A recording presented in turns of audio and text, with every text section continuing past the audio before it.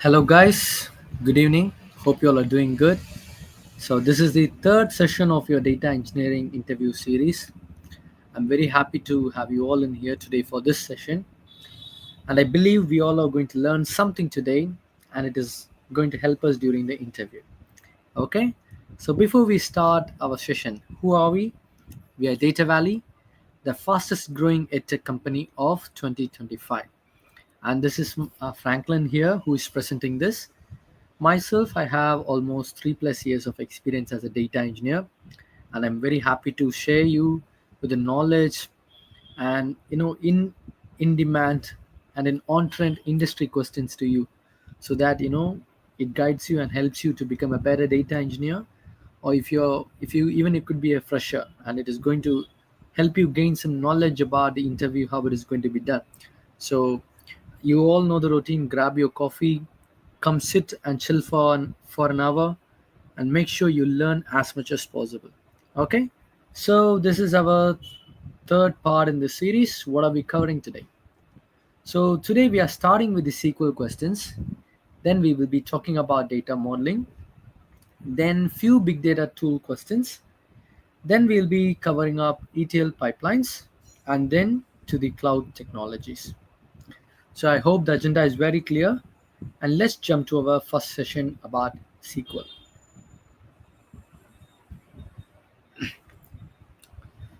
The first question is, what is the difference between rank function, dense rank function, and row number?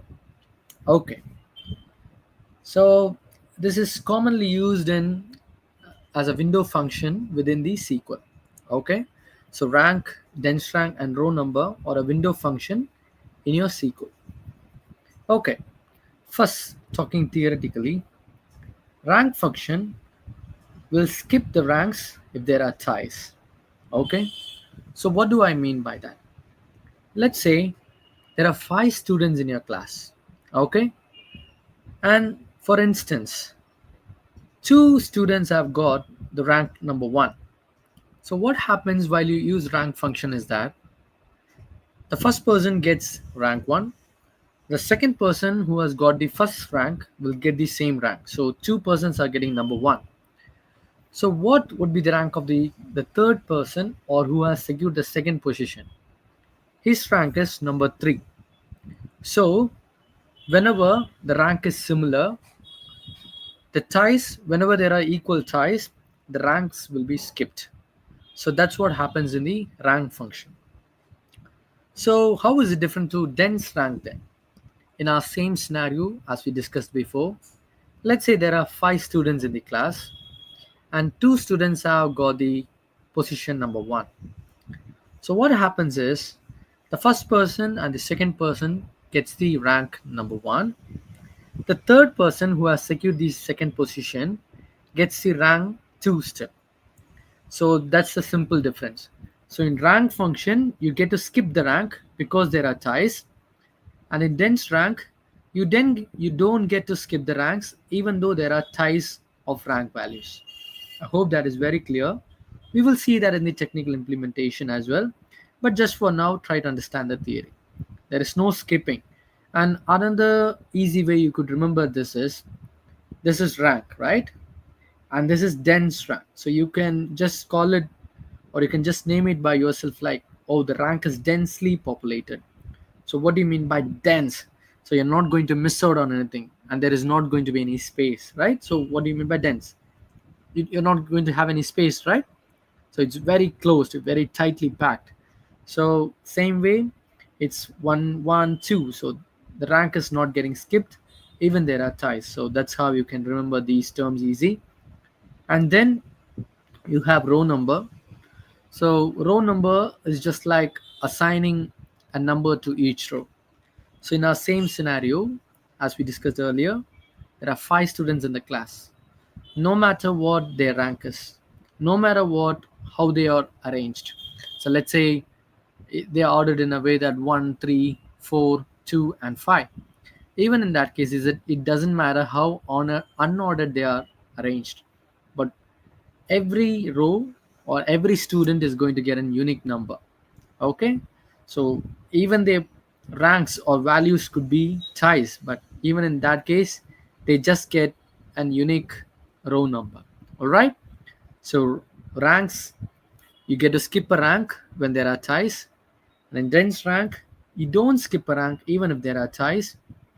In row number, even for ties, all you get is an unique number for each of the row. Simple. So let's see how this works in our code. So I've opened up my MySQL workbench. I'm creating a database called data engineering. Let's use the database, use data engineering. And here I have my sample table.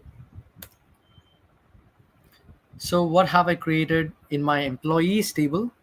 I have an employee ID with integer data type, department with text data type, and salary with integer data type. Okay. And I'm inserting few data into my employees table. So I'm inserting 5 rows, 1, 2, 3, 4, 5, and all of them are from the same department, sales, and this is their salary. So 5,000, 6,000, 6,000, 5,500, and 7,000. Okay, let's see how our table looks like. Okay, here is our table. So as you can see, 5 employees with unique employee ID. All of them are from the same department, and they have all got a different salary except employee ID 2 and 3. Okay, it doesn't matter. But just let's see how does our rank function, dense rank function, and row number works. So we are using Windows function. I'm selecting employee ID and salary, and then I'm using rank function over order by salary in descending order. So I'm using a rank window function, and I'm ordering it based on salary, and it is a descending order, and I'm naming it, or I'm using an alias called RNK. Next, I'm also using another window function called dense rank over my salary column. I'm ordering it by salary, and it is going to be in descending order, and I am giving an alias as dense rank. And then my third window function, it's row number function over the salary column. Again, it's ordered by salary, and it is going to be in the descending order as row number. In here, row number is my alias. So what's my table? It's from employees table. Okay, let's see how this code runs now. If you see here, so we have got an employee ID 52341. Okay. Okay. Our rank function based on the descending order of the salary. So that is how we have done for everything, right? Salary descending, salary descending, salary descending. So it's going to be same for every Windows function. As you see here, 7,000, 6,000, 6,000, 5,500, and 5,000. And then, because we have used rank function, see the rank in here. 1, because he has got 7,000 salary. 2 for 6,000 salary. 2 for 6,000 salary. And because there are 2 tie values, the rank number is 3 is skipped. So it doesn't matter what number it is. But whenever there are ties corresponding to it, those ranks will be missed out. So in here, let's say I've got 3 ranks of 2. Okay, so 3 employees have got rank 2. So in that case, we'll be even skipping the rank number 4. We'll be just getting straight to 5. Okay, so it'll be 1, 2, 2, and 5. But in our case, we have 2 tie values for the rank number 2. So hence rank 3 is missed out, and we are having 4 and 5th rank. Okay, this is rank function. So what did I say about dense rank? Dense, so it is tightly populated. So in that case, we can see here that for the salary 7,000, the dense rank is number 1. And for salary of 6,000 for employee ID 2 and 3, the rank has been given as 2 for each. And in here we are not skipping a rank. So for 5,500, the rank is going to be 3. So in rank we saw that they have got the position 4, but in dense rank, because it's tightly populated, they have got the rank 3. And for salary 5,000, yes, obvious, the rank is number 4 for dense rank. Okay, whatever order it is in, if you see the row number, it has just assigned unique values as 1, 2, 3, 4, 5. So it doesn't matter what rank or what dense rank or what order the salary ID is in or what order the employee ID is in, right? For example, see here, for employee ID 5, the row number is 1. For employee ID 2, they have got the row number 2. For employee ID 3, okay, it's same, they have got rank number 3. For employee ID 4, they have got the rank number 4, but employee ID 1 has got row number 5, right? So it's all row number where you get to assign unique values just for all your rows in the column. I hope this is very clear. Now let's jump to our previous question. The next question: how does join differ from union? Okay, these are different functionalities that we use or perform in our table, mainly considering the fact that we combine or merge different tables. Okay, so it's a multi-table operation. Okay, when you perform a join, you are combining two tables. When you perform union, you combine two tables, not necessarily just two, it could be even more. When you assign what table to join and based on what key you're asking the table to be combined, so it can be more than two tables, and the purpose of join and union is to combine or merge two different tables or more. So how do they differ? Because both are multi-table operation, but how do they differ? In join function, you combine the rows based on the matching keys. Let's say you have two different tables and each are having a customer ID. In that case, you can match both of the table based on the common column called customer ID. If every keys are different, or let's say your keys are mismatching and there is no point of common value between two tables, then you cannot perform join. So we are combining here based on matching keys. And one key difference between union and join is more to do with horizontal merge. So you're not combining anything vertically, but based on the horizontal match, you're performing a join. Okay, how does it differ to union? In union, you get to add the rows, but in a vertical form. So you're going to stack your rows of data to another table. It's a vertical stacking basically. And if it is just union function, you're going to remove all the duplicates. Let's say your table 1 has few columns, or I mean few rows, each with ID like 1, 2, 3, 4, 5. And they have another table and that has a value like 3, 4, 5, 6, 7, 8.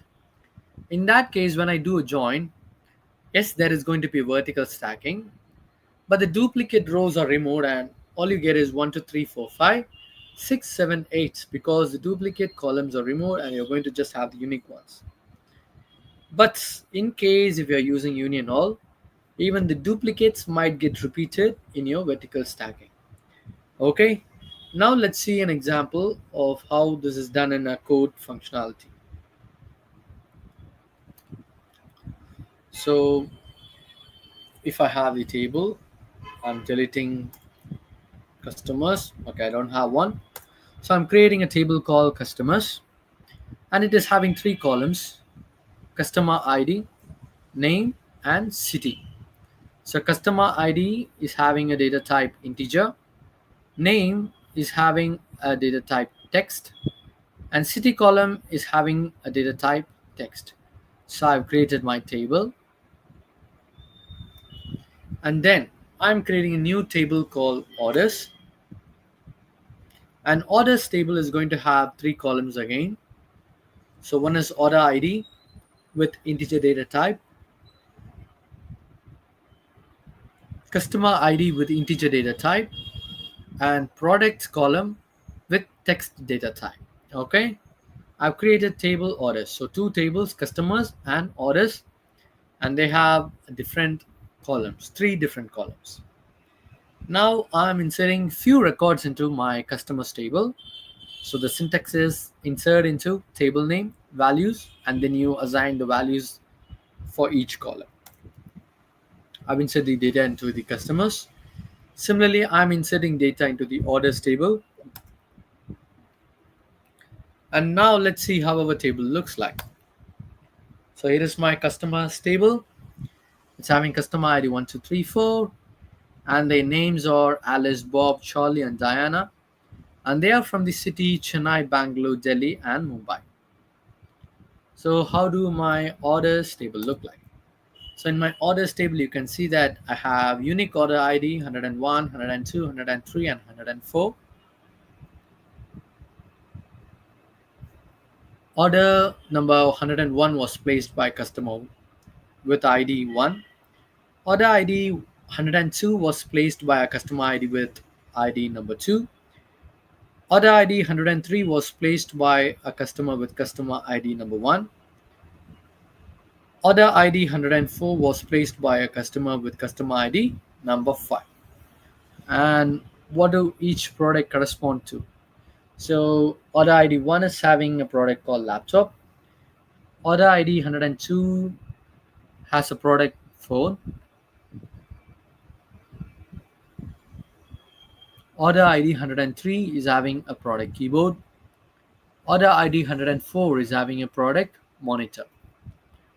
So let's do our join first. So I've given here first my select statement. Select c.customer ID. I'll let you know why I have mentioned c. I've mentioned c.name, c.city, o.order ID, and o.product. Okay. So before jumping to that, I'll show you something else. So at the bottom, okay, after your select statement, if you see here, I've got from customers C, join orders O on c.customer ID is equal to o.customer ID. So what I've done is, for my customer table, I've given a new alias called C. For my orders table, I've given a new alias as O. How does this benefit? Okay, in my query, if I'm using these kind of short aliases, it'll be easy for me to write a larger code. So instead of mentioning every time customers.customer ID, customers.name, customers.city, orders.order ID, orders.product, I can easily mention the aliases that I've used. So what is my alias?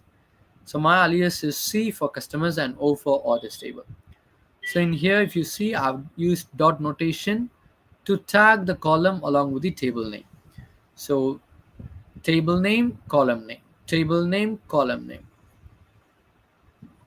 table name, column name, table name, column name. So I've tagged each columns to each of the corresponding table.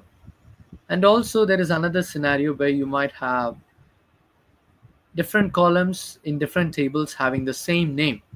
So in that case, if you use the alias, you're going to avoid the ambiguousness in your data, so that your database is not going to confused of which column it needs to choose to get the result that you have inquired about.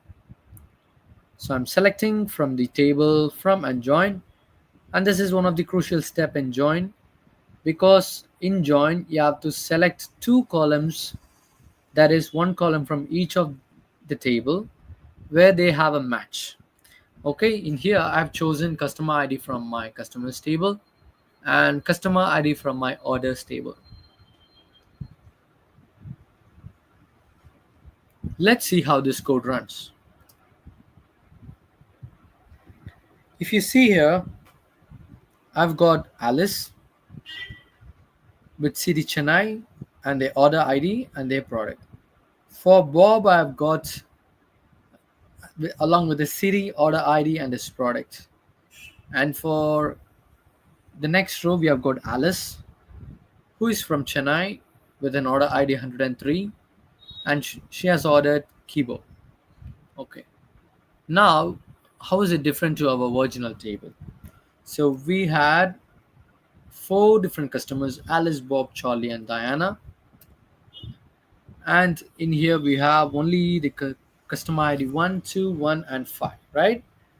So 5 is so customer ID with 5.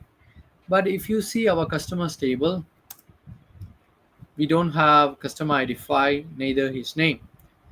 So you can see the difference, I believe. So one is corresponding to laptop, two is phone, and customer ID one has got keyboard. So that is our orders table. So now what happens with our horizontal merges? And because O dot customer ID, okay, it has number 5, but C dot customer ID doesn't have number 5, right? So customers table doesn't have our customer ID number 5, but orders table with customer ID has number 5. So in that case, it's a mismatch, and that's why we are not seeing it in our joint table. All right. So make sure the column you specify from both different tables are matching. Okay. Jumping to our union.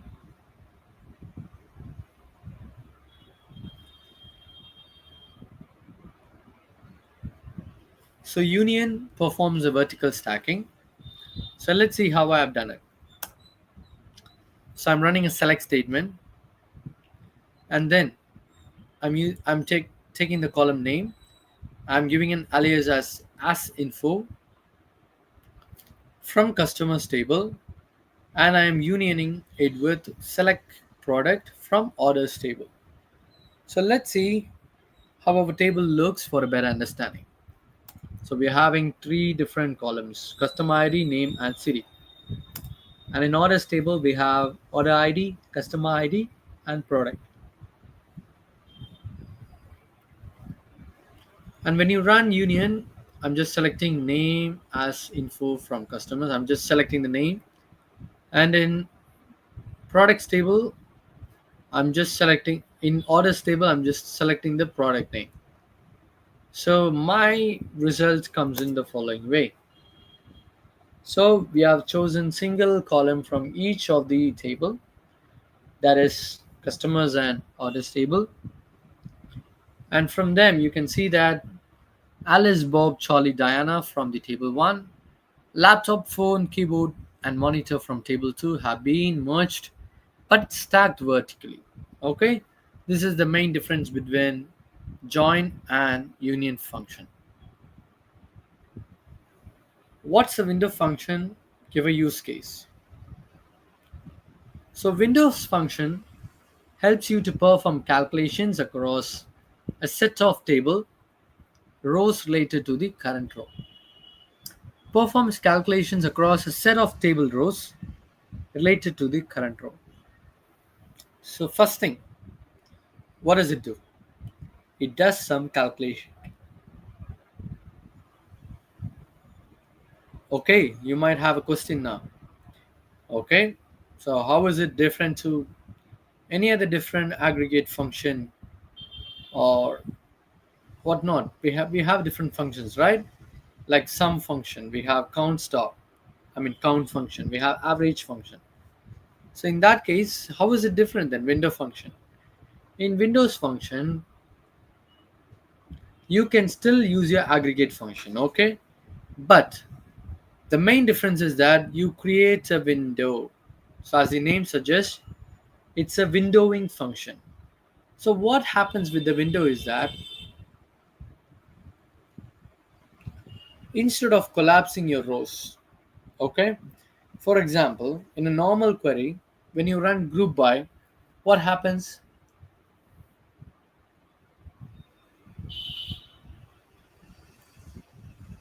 Hello. So I hope you all are paying attention. And so what's happening is that when you run a group by in a normal query or a simple query, let's consider an example like a department with employees in it, and there is only two departments.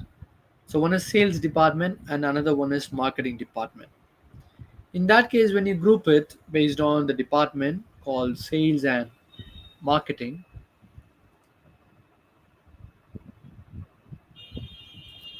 so from the 10 rows that you had as a whole, your number might differ, right? For example, depending on your cardinality. In our case, we have only sales and marketing cardinality, so hence the employees will be within each. So you're running count star, sum function, average, anything, but this is how it works in a simple query. It just collapses all the rows and gives you just the value. But when you consider the windowing function, your window function will not collapse any rows. So there is not going to be any collapse of your rows. Your data is going to be preserved, and in a separate new column, you're going to get the aggregated value, okay, from your current row. So window function works in a time or a time frame, sorry, the window frame or the window size frame from your current row to your previous rows, or from your current row to the following rows. So the definition is performs calculations across a set of table rows related to the current row. So you perform calculations from your current row. So for example, you might use an average function. So average function as in a simple form is a aggregate function, right? So I'm insisting here an aggregate function, and when I use an over clause, it becomes my window. Okay, so what is my window? I want to partition it by region and order it based on the month.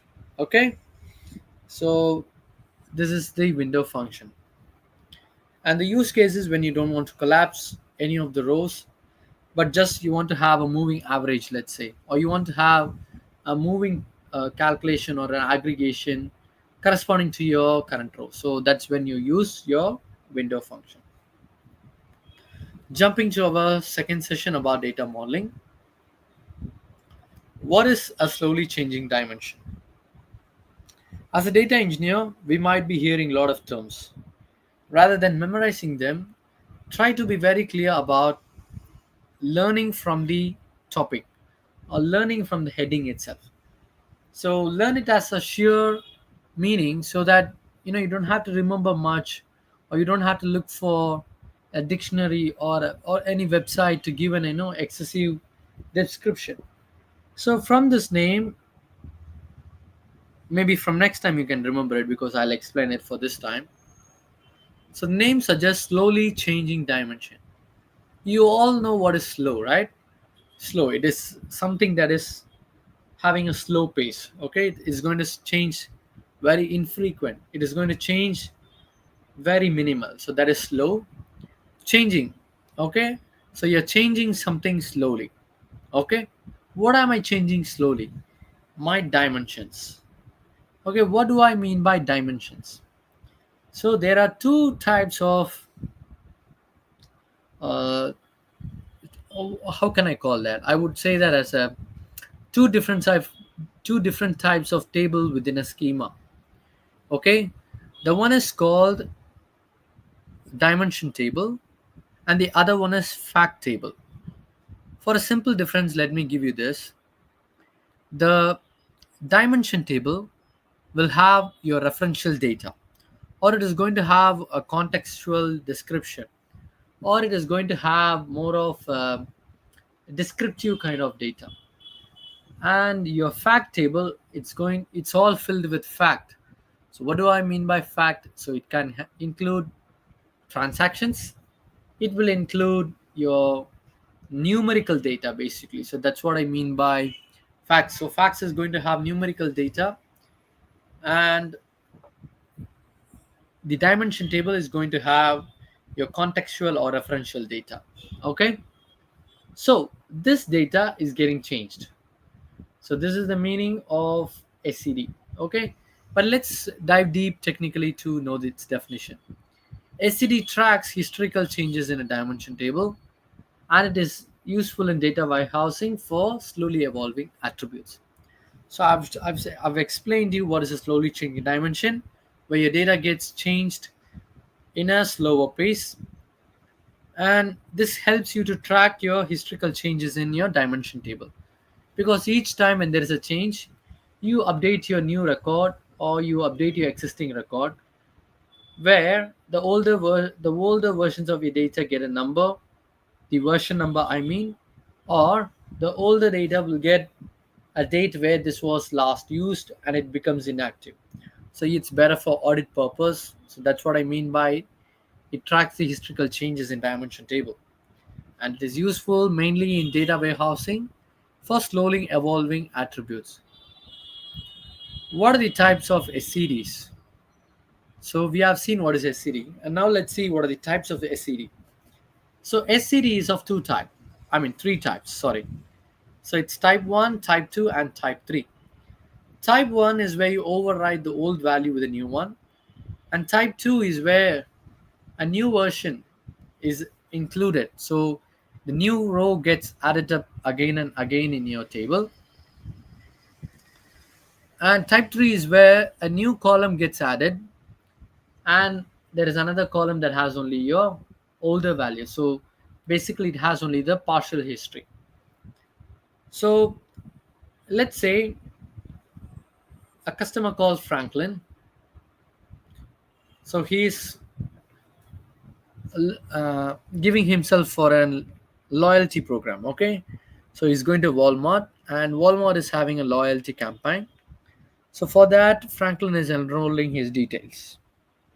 On day one, Franklin is telling, "Oh, my phone number is 111 111 111." Okay, cool.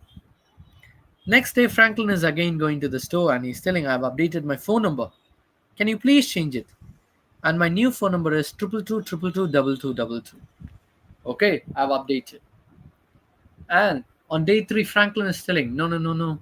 Please change this. I've got a new number, and it is 333 333 222 333. Okay, so that's how this is a common scenario. Just try to remember this.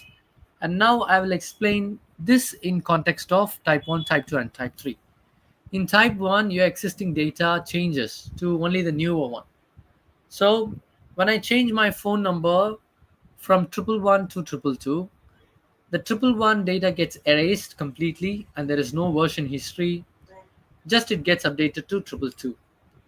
In type 2, when I change my number from 111 to 222, my existing phone number that is with 111, so that data gets inactive because I assign values like what was the start date of the data, what is the end date of the data, is it current now. So I'll be updating those kind of columns in my type 2. So when I update my number again from 222 to 333, even my 222 phone number is saved, but it just get updates to 333 phone number. All right. So all my history of all my changes, all the versions of my data get stored in the type 2. So what happens in type 3?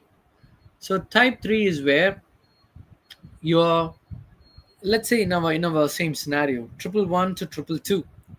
Okay, because I've changed from one number to the other, so there is going to be one column that is going to have my old data and my existing data.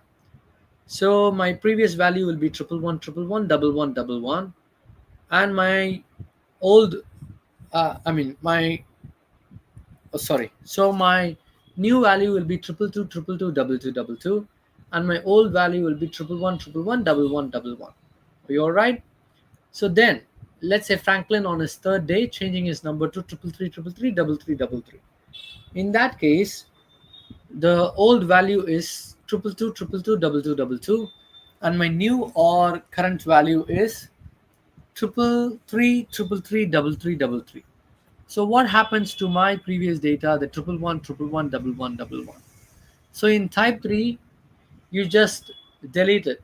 So you're going to have a partial history of your current data and your last made change in your database. Okay, so these are the types of SCD, and you design the SCDs depending on your business requirement. As you see here, I got type 2 slowly changing dimension. You can see the changes in here, right? So 10-inch box is a 10-inch box previously. Okay, my 12-inch box. So it is having 12-inch box, 12-inch glued box. So it's my effective date from Jan 1, 1753, and it is ending on some date. Okay, forget about the date value, but yeah, just remember it. So I've given my second row as well, which is product source ID 10, and it is having 10-inch glued box, effective on the date, and the effect end date. Now I'm updating it to it's no more 10-inch glued box, but rather a 10-inch box, and it is 10-inch box. I've added this as well. So what happens is I'm creating a new row with the following information. So it's my SID is 3, and then my source product ID is again the same, but with changes now you can see. It's 10-inch box because I've struck out glue. I've updated it, and it's 10-inch pasted box, and it's effective from the date that it was. The previous record was end. So this is my effective start date, and this necessarily doesn't have to be full unless when you make a new change.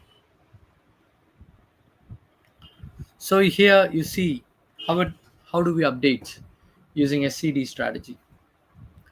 You have type 1, type 2, and type 3. Initial load for all of these, but type 2 is having additional columns that can track and establish, and type 3 is having columns like history columns when it was established. So now a new data is coming, okay, and you already have your table. Is there is a match? No. In that case, load my new record. Okay, I'm getting new data again. If there is a match, yes, okay. If there is a match, replace your old record. Okay, so you're just going to replace your old record and not going to maintain any history. This is type 1. Type 2, I'm having a new data coming up. I'm asking a question, is there is a match? No. If there is a no match, load my new records and mark old version as obsolete. Okay, again, new data comes through. You ask a question, do I have a match? If the answer is yes, okay, so direct the changes and add the new version. For type 3, okay, I have my database, and now new data is coming up. I'm asking a question, do I have a match? And if the answer is no, okay, just load my new records. And if there is a match, so change is getting defected, and then you change this table, and you can see here that once the change is detected, I am modifying the changed records. So for example, I have a new data, and with that we correspond to the current date, okay, and now it has become effective from that day. You're just having one of the previous value and you're eradicating all the previous value, or in other words, you're just having the current value and the last changed value. Okay, so this is the difference between type 1, type 2, and type 3 SCDs. Jumping to big data technologies, what are Parquet and ORC file formats? So both Parquet and ORC file formats are columnar formats. Okay, and both of these file formats can be compressed and they are splittable, and they enable us to do predicate pushdown.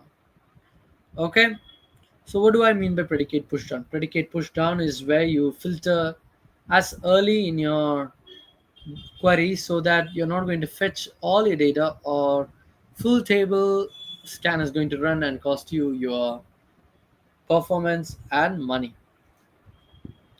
Okay, we have seen the common things between Parquet and ORC. So what are the difference then? Parquet is mainly used in Hadoop and Spark and Hive. It is columnar, which is common, and then it is good for analytical workloads. And Parquet is specifically useful for read-heavy workloads. Coming to ORC, ORC is optimized mainly for Hive framework, and it is better, and it has a better compression for Hive workloads. Okay, these are the major differences between the Parquet and ORC file format. Here and I've got a big table for us to understand this better. Feel free to take a screenshot and have a look at it later as well. So both the data storage style is columnar. Okay, it both stores in columnar data format. What is the compression? When applying compression on a Parquet, it's efficient.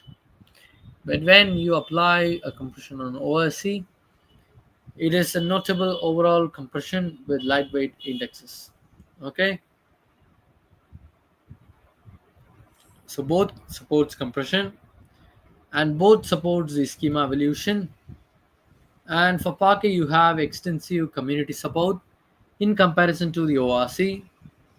Parquet doesn't support asset transaction, or it is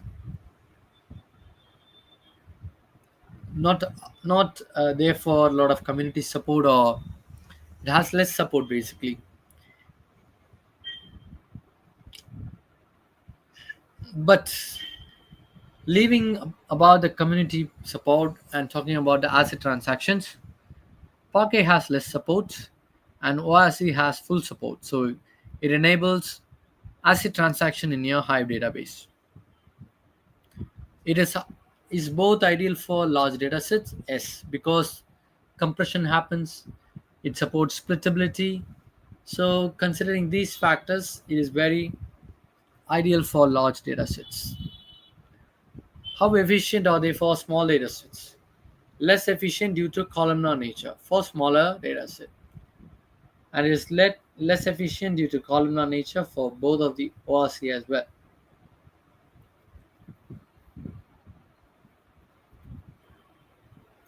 What is the ideal workload type? Parquet mainly supports read-heavy analytical workloads, and ORC mainly supports write-heavy workloads and tasks involving data modification.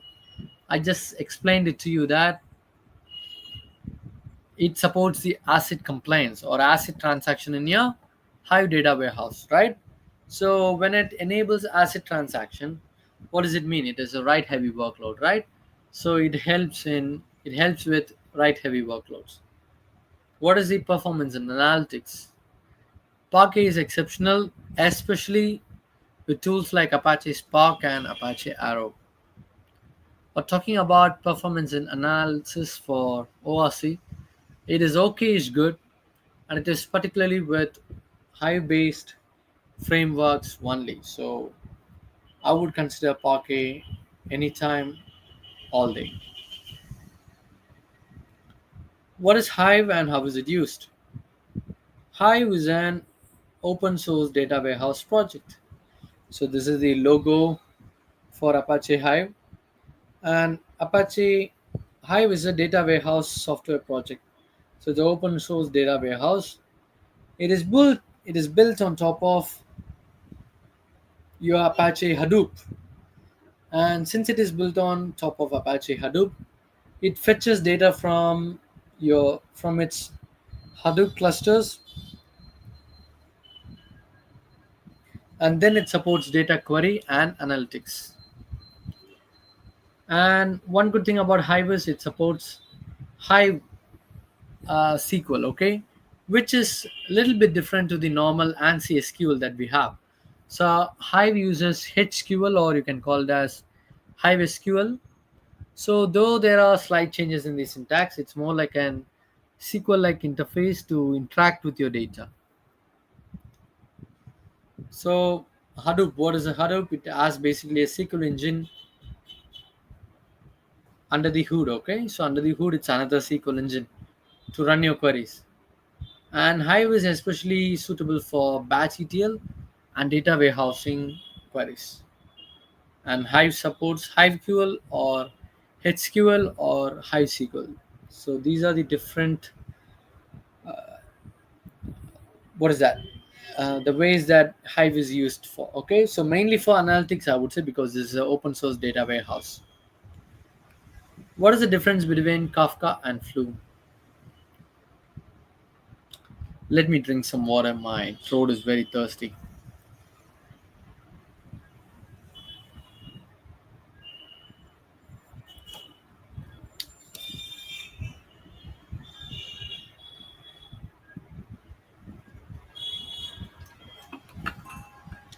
So, what is the difference between Kafka and Flume?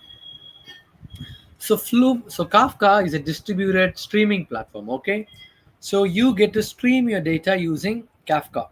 In more or less, it's a real-time streaming platform. Okay, it provides high throughput and real-time pipeline. So it helps in high throughput of the real-time pipeline.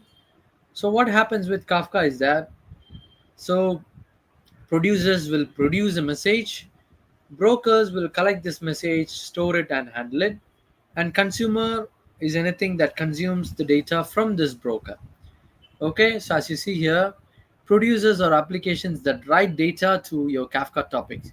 So what happens is you create Kafka topics, and the producers they write data to all these event topics. Okay, so these Kafka topics, so based on PubSub, whoever has subscribed to these Kafka topics, okay, they get to read from these Kafka topics. Okay, so from Kafka, the data is written to Kafka topic, and brokers are the servers that manage and store and handling of your messages, and consumers applications that read data from Kafka topics.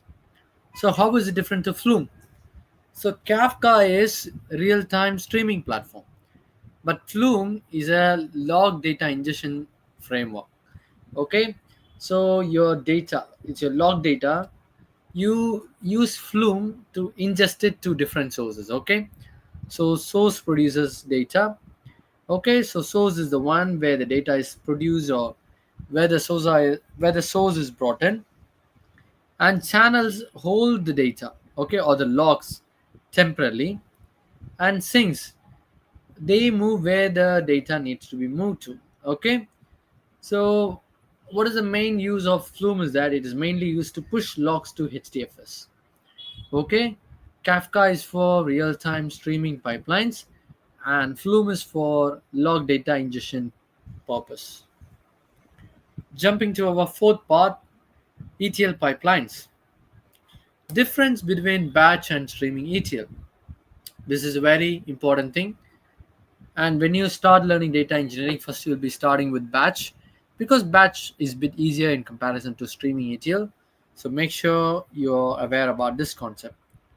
So batch ETL is where your ETL jobs run in a scheduled and periodic way. So let's say I run a retail shop.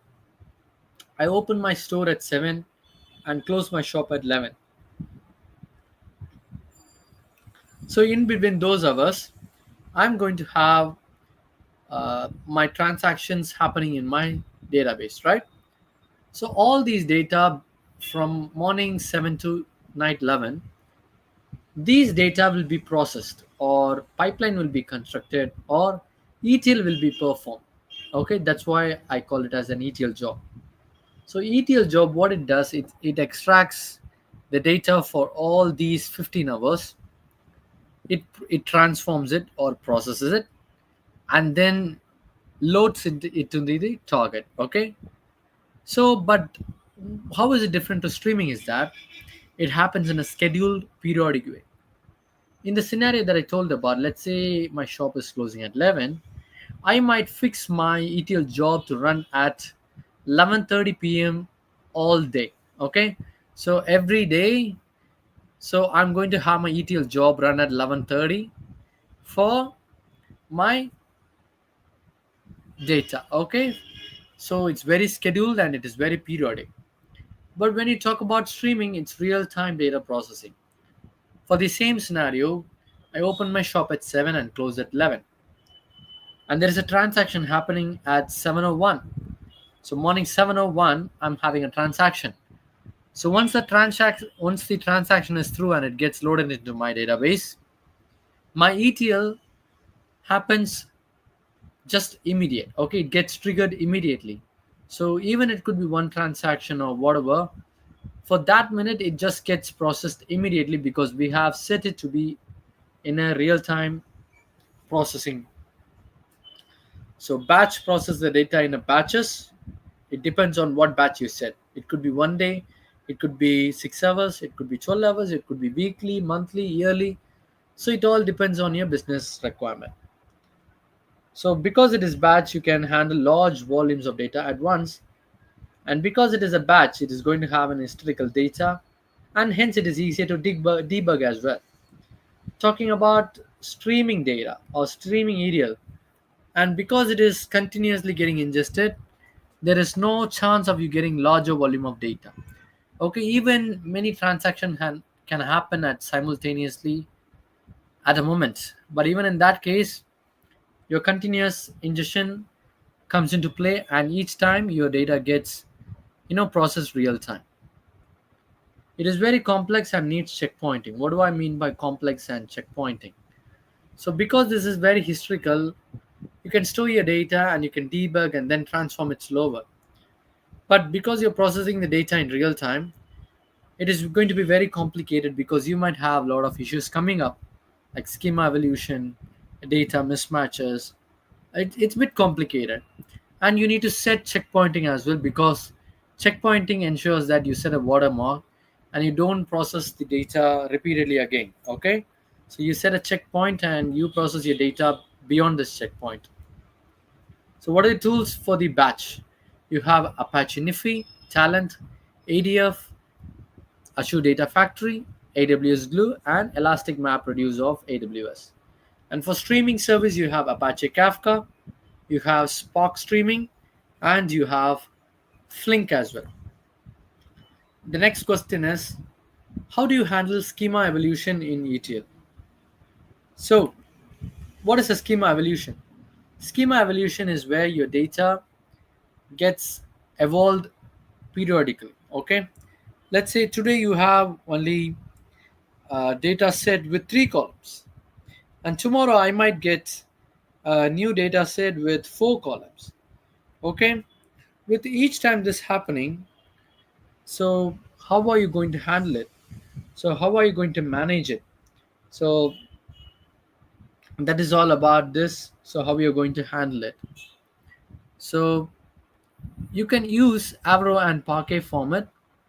So what happens with Avro and Parquet is that your schema gets registered. Okay, and for each time when the schema is getting evolved, the schema registry will have its versions, and instead of breaking the ETL flow, the data pipeline or ETL pipeline will happen. So you can set the settings later. So in worst case, it'll at least load the column and will set it as null values. Okay, so your schema evolution can be handled well with Avro and Parquet. Why did I mention only Avro and Parquet? Because in other formats like CSV and JSON, you don't get support for schema registry. Okay, so you don't get support for schema evolution, and you allow optional and nullable fields. So that's what I meant. So when your schema is getting evolved, you have a new column, and let's say your data, and it's just evolving and you haven't approved it, and in that case your schema gets evolved, and for that column you store nullable, and in case if the data type is working out, you can store the optional data fields as well. And then with the benefits of using Avro and Parquet is, and because it is using schema registry, You can track your schema versions as well. So make sure that you use Avro and Parquet with schema registry, and then make sure you allow your nullable and optional fields in the file system, and then also make sure that you track your schema version. What if by chance you don't want to have a particular column? Okay, you want to enforce a schema with only just three columns as usual. You don't want nothing more than that. So in that case, you have to track it. So you want to roll back, right? So that's why you need to track your schema versions. Next question: what are the common failure recovery strategies? Okay, there are chances that your ETL might fail, and how do you know, perform a recovery strategies? Okay, so how do you perform a recovery for your failures? Okay, so my first answer is retry on failure. You can perform automatic retries. For example, if you are running a glue job has a mechanism to rerun based on the number of retries that you set. Why does it help you? Let's say in case there was a network issue. Okay, because of a network issue, your ETL job got cancelled, and now your network has become stable. And when you try to retry to run it, there are chances that the failure is recovered and the ETL pipelines work properly. You know, retry is a very common mechanism that we enable in our real lifetime. Let's say your mobile is stuck, it's just frozen, the screen is frozen. What do you do immediately?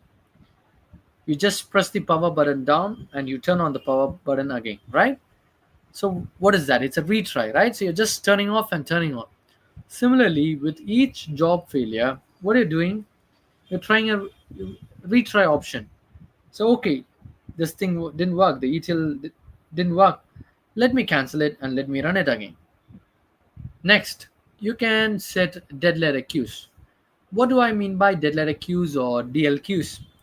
So the problematic records can be sent for a manual review using a special queue. Okay, only the problematic records.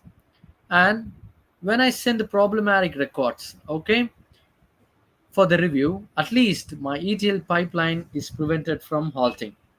So that is why you need to set dead letter queues. Okay, it's a queue especially for your problematic records. Okay, that's why I meant as dead letter queues. Then you can set checkpointing. What do I mean by checkpointing? I just mentioned it earlier, right? So it's like a watermarking for your last stage of ETL. When you run your ETL job, you can save the progress periodically. Okay, and especially for streaming, checkpointing is a must. So what happens is you run your job, there has been some failure at some point, and now your job has failed.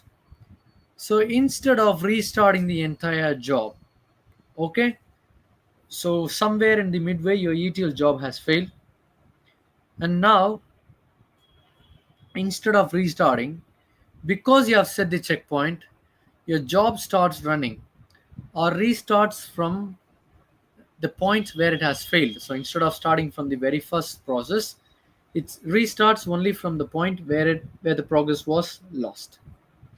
So checkpointing is one of the common failure recovery strategies. So some of the best practice you can follow is you can use combinations of retry mechanism. You can set DLQs or dead letter queues for your bad records, and at the same time you can also set checkpointing for recovery in long running jobs, because sometimes your jobs might run for like an hour. In that case, if you rerun your job and you're going to have again some failures, you can't wait till the 30th minute to see if the job is running or is not working. So at least you get to refine your workflow, and you could process only from the point of failure, hence saving your time, right? So that is one of the recovery strategy. So try to use those in combinations. Jumping to our last session of the day, it is cloud technologies. Our first question is, what is Azure Data Factory? So Azure Data Factory is one of the servers from Azure cloud services. Okay, so what does this do is it is an managed ETL service. Okay, so it is an ETL orchestration tool.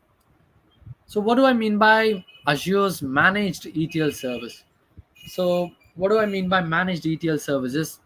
It's a serverless, or it is a service managed completely by Azure, and all you gotta do is write your code and just use it. Okay, so it's managed completely from the Azure's end, and you just have to use it for your workflow. So it's a managed ETL service.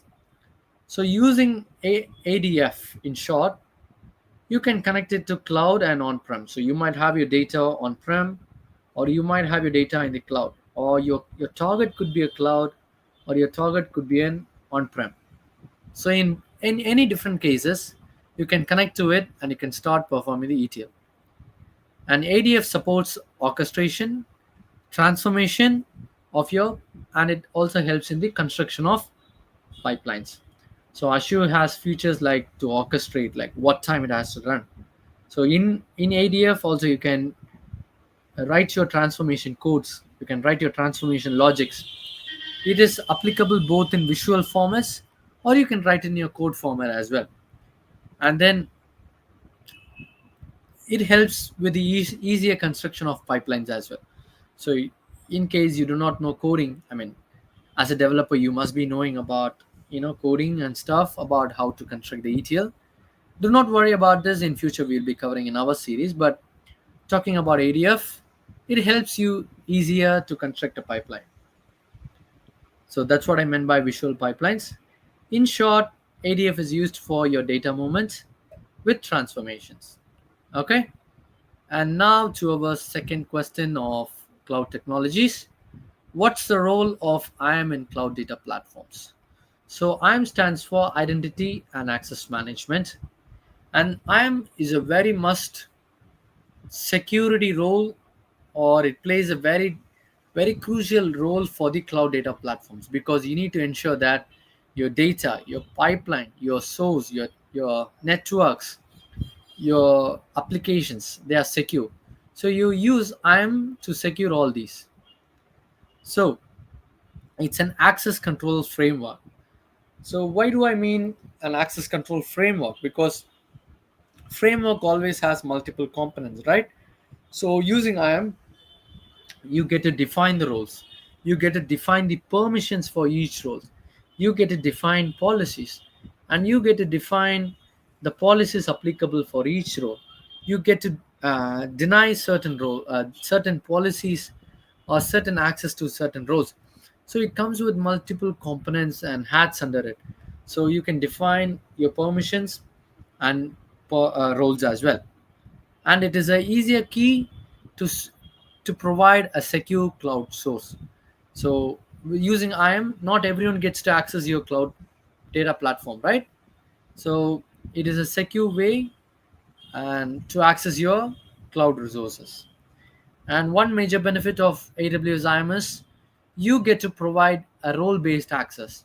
So for example, let's say a sysops engineer, okay, he needs to implement a system. So his main work is to get the technologies running. Like let's say he needs to initialize an EC2. Let's say he needs to start a virtual machine. So these systematic implementations must be handled for sysops, and he must not be having any access towards your data, right?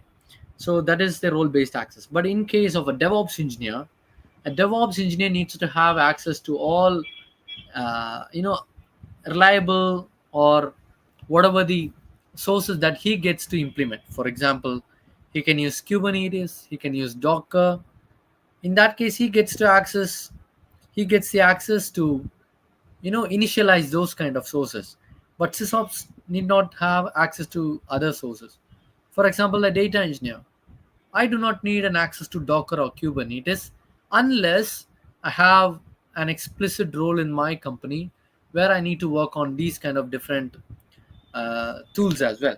But mostly in our case, we'll be handling data, storage services, databases. So I need to have access only to these resources rather than unwanted resources. So It's a role based access for different resources. And my final question for today is, what is serverless computing in data pipeline? So you all know what is a data pipeline, right? What is a pipeline? What is a pipe? So pipe is tool, something that you use to create a flow between two different sources, right?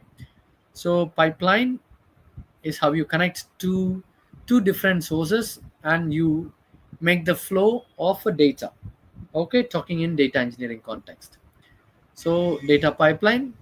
And what is serverless computing in context of data pipeline? Before jumping to that, what is a serverless computing? Does this mean that you don't get to have a server, or does it mean that you're not going to use a server at all? No. What it means is that you're going to use a server, you're going to use uh, what I can say, you're going to use a system that hosts the server. But how is it different to server and serverless is you don't initiate the server. Okay, for instance, let's say you're running an EC2 machine and then you're launching an application. It's a server computing because you are initializing server from your end and then you're running an application on top of it. But in case of serverless, let's say AWS Glue, okay, and AWS Glue is an ETL pipeline tool, right? It's a managed ETL pipeline tool from AWS. So it is a serverless tool as well. AWS Glue uses servers behind the hood, but you don't describe, oh, I need this configuration, oh, I need this much cluster. You don't define it, but rather you just put your code logic and you get your code running. So you don't get to, assign server. You don't have to worry about it. You don't have to worry about scalability. You don't have to worry about initializing, nothing. So serverless computing doesn't mean that you don't use server, but the key difference is that you don't initialize a server or you don't maintain server from your end, but your main priority is to work on the logics and code and get the pipeline or whatever other functionality that you want, you get it running. So serverless computing is a cloud execution model where you don't manage servers. You just write your code and the cloud provider runs it on demand, scaling it automatically, scaling it automatically. So as I said earlier, it's just an execution model. Okay, you don't manage server, it is maintained from your cloud provider, and all you gotta do is just write your code, write your logic, put it in the server, and it gets you running. You don't have to maintain about providing in provision of your infrastructure or scaling it, connecting it, nothing to worry about. So in data pipeline context, what it means is that you trigger processing automatically when new data arrives. So when new data comes, each time you don't want to be initializing a server, you want to wait for it and then create a cluster, define your nodes, and then you configure the machines and then you write your code, and then it's a tedious process, isn't it? So this is very simple. You trigger processing automatically whenever your data arrives. You don't have to worry about scalability because it's a serverless computing. It is taken care by the cloud provider. With instant scaling, this is an amazing feature from the cloud service provider to we consumers. So focus only on your data logic, not on provisioning, deploying, or maintaining infrastructure. So zero worries about infrastructure, but our key functionality or focus is more towards the logics. What are the key concepts? It's a functions as a service. So what do I mean by functions as a service? You focus on your function. You work out on your logic. So you work out on the best implementation of your code logic about the better or you focus mainly on designing a better pipeline. Okay, it is auto scaled, which I said earlier. You don't worry about provisioning. You just take care of writing a logic, and that is maintained default by your provider. It could be any cloud provider, not just AWS, even for Azure. As long as it says serverless computing, it is auto scaled. It is event driven. So whenever the data comes and falls into your uh, the the dumping place, the data gets processed. It's event driven, right? So your data gets put and your pipeline gets triggered. So we use AWS Lambda in case. Okay, it's just an example. You can use multiple tools, but AWS Lambda is a perfect example. So it's event driven. The data falls, the AWS Lambda gets triggered. It's a serverless computing tool from AWS, and the process gets running. So you don't have to maintain any infrastructure. So that is the key point of serverless computing. It doesn't mean that you don't have you don't have resources, or you don't have provisioning of compute sources. All it means is that you don't maintain the infrastructure. As a cloud provider, they will maintain it for you. They will manage it for you. They will provision it for you. They will deploy and maintain, make sure all the security patches are fixed, make sure the compute resource is readily available. But from your end, and for the serverless computing, all you need to focus is, I write a better logic. I want to write a better code. And I want to make sure that my pipeline runs very efficiently with no problems, or it could scale automatically. All you have to go focus on is just that. So that is serverless computing in context of your data pipeline. So that is all for today. I hope you all enjoyed it. Feel free to drop a like.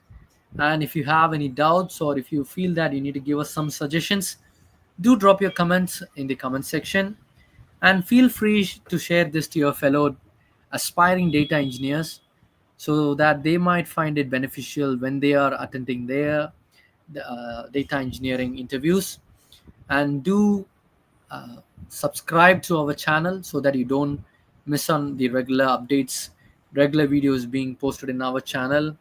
Also, from our end, we publish multiple subjects, so feel free to check those as well. So some subjects like ethical hacking, Java developer, Python developer, SQL developer, MERN stack developer, full stack. So we provide multiple subject streams as well. So feel free to check that out. And we are Data Valley, and we have our headquarters in US, United Kingdom, and Hyderabad. Do check out on our website to know more about us, and feel free to ring if you have any queries and concerns. And good luck with all your preparations for your data engineering. And we also have many series coming up, so do check out. And I hope this video content helps you to ace your next data engineering interview. So good luck. Happy to have you all here. Thank you so much. Until then, this is Franklin signing off. Thank you so much.